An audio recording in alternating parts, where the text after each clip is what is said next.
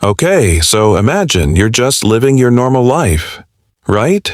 Going to work, paying your bills, minding your business, and then one day you stumble across something that proves we are absolutely not alone in this universe, and suddenly every single powerful person on the planet wants you dead.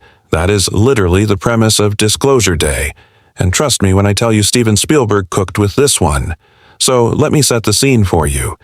Emily Blunt plays a woman named Sarah who works as a low-level government analyst, like she's not some superhero, she's not a spy, she's just a regular woman doing her job, going through classified files, and one afternoon she opens something she was never ever supposed to open. And what she finds in that file completely destroys everything she thought she knew about the world we live in, because inside that file is undeniable concrete proof that extraterrestrial life not only exists, but that the government has known about it for decades and has been hiding it from every single human being on this planet. And here's what I love about this movie. Right from the start, Spielberg doesn't give you the alien stuff immediately. He makes you sit with Sarah as she's processing what she's just seen. And Emily Blunt is so good in this moment because you can see on her face the exact second her whole world collapses. She doesn't scream. She doesn't run. She just sits there, staring at the screen, and that silence is louder than any explosion could ever be. So, Sarah does what any terrified but brave person would do. She makes copies of the files, she hides them, and she tries to figure out who she can actually trust. And this is where the movie really gets its legs, because the answer is basically nobody, and I mean nobody. Her boss, played by Colin Firth, seems friendly at first, very charming, very polished, but something about him is just off. And Spielberg does this brilliant thing where every time Colin Firth is on screen, the music drops just slightly, and you feel this unease in your stomach, like something is very wrong here. Even when he's just offering Sarah a cup of coffee, Sarah reaches out to a journalist played by Josh O'Connor. And look, I have to say, Josh O'Connor is having an incredible run right now because this man can do no wrong. And in this movie, he plays this scrappy, determined reporter who immediately believes Sarah, not because he's naive, but because he's been chasing whispers of this story for years. So the two of them form this unlikely team trying to figure out how to get this information out to the public before the government shuts them down permanently. And when I say permanently, I mean, these people are not playing around within 24 hours of Sarah copying those files. There are agents everywhere. Black cars following her home. Her phone is compromised. Her apartment is searched while she's not there. And she comes home, and you can tell someone has been through her things. And that scene genuinely made me hold my breath because Spielberg shoots it so quietly, no jump scare, no dramatic music, just Sarah standing in her doorway realizing her life has completely changed forever. So Sarah and the journalist go on the run, and this is where the movie becomes this incredible chase thriller across New York, and I have to say the city looks absolutely stunning. In this film, Spielberg shoots New York like it's a character itself, all bright and buzzing and full of life, which makes the danger feel even more real. Because it's not some dark alley or abandoned warehouse, it's happening in broad daylight on streets full of normal people who have no idea what's going on above their heads. And speaking of above their heads, here is where I have to talk about the aliens, because oh my goodness, the moment we first see the spacecraft, I actually auditioned out loud in my living room.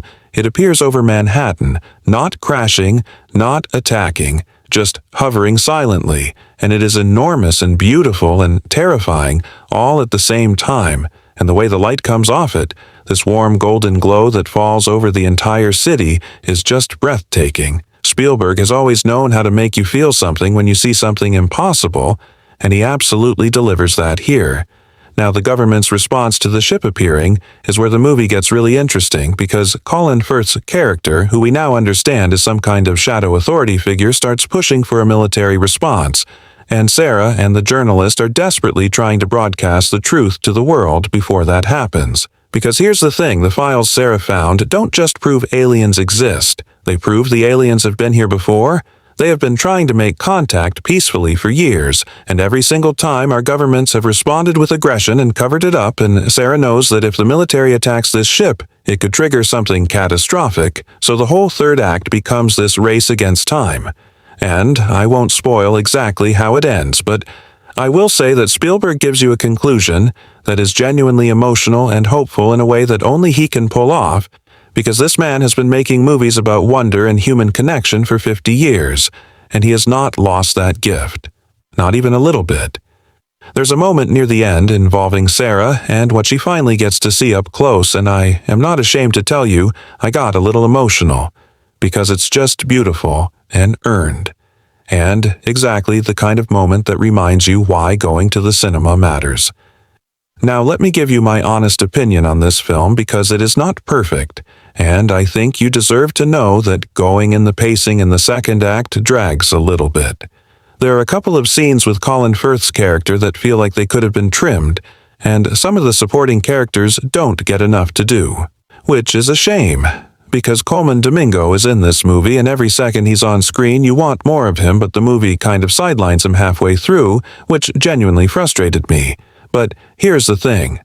None of that matters when you look at the full picture, because what Spielberg has made here is a proper old-school blockbuster with a brain and a heart and real, genuine tension. Emily Blunt is an absolute force of nature in this role. She carries every single scene she's in, and she makes you believe every emotion Sarah feels, from the terror to the determination to the awe, and that performance alone is worth the price of admission. The John Williams score is also something special. It's quieter than his usual work, more subtle, but there are these moments where the orchestra swells and you feel it in your chest in the best possible way, like he's not trying to tell you how to feel. He's just creating this space for the emotion to live in, and it works brilliantly. So is Disclosure Day worth watching? Absolutely 100%.